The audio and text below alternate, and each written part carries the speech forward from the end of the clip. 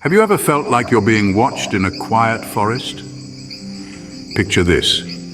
A group of friends embarking on a camping trip in a secluded forest on a moonless night. The excitement is palpable as they set up their tents in a cozy clearing, their laughter and chatter echoing in the stillness. The night is young, and they gather around a crackling campfire, roasting marshmallows, their faces illuminated by the dancing flames. The air is filled with the sweet scent of burning wood and the captivating tales they share under the starless sky. But then, an unsettling quiet descends upon them. The once vibrant forest is now silent, the chirping of crickets, the rustling of leaves, all gone. An uncanny stillness wraps around them like a chilling shroud, making even the bravest hearts skip a beat. Suddenly, the usual sounds of the nighttime forest were absent. It felt like something was watching us from the shadows. Then out of nowhere, a blood-curdling scream echoed through the silent forest. We all froze, the hairs on our necks standing on end. The eerie scream sent waves of shivers down our spines, replacing the warmth of the fire with a cold dread. Our hearts pounded in our chests like war drums, each beat echoing the terror that filled the air. Gulping down our fear, we decided to investigate.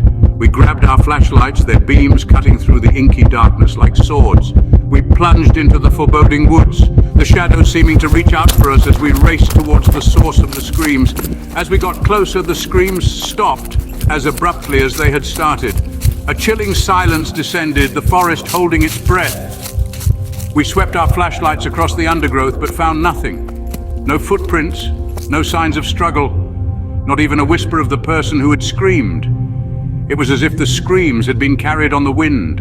We knew then that something evil lurked in those woods.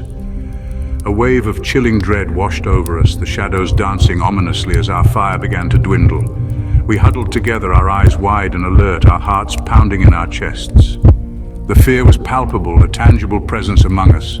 Silence was our only companion, save for the occasional gust of wind rattling the leaves above us.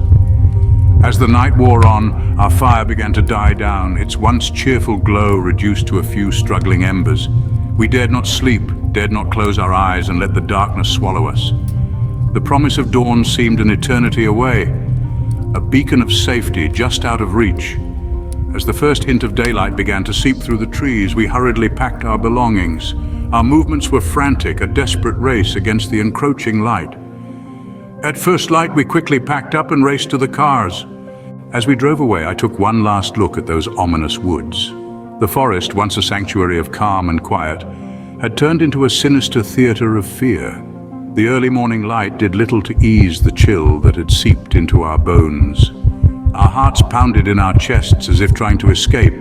The terror of the night had transformed into a lingering dread.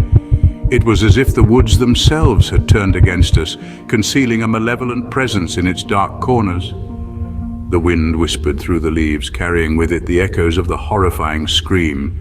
It was a sound that would forever be etched in our memories, a chilling reminder of the terror we had faced. And then, in the gloom, a pale face seemed to appear between the trees.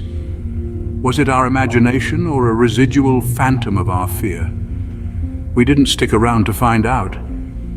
For a split second, I thought I saw a pale face peering out from between the trees, watching us.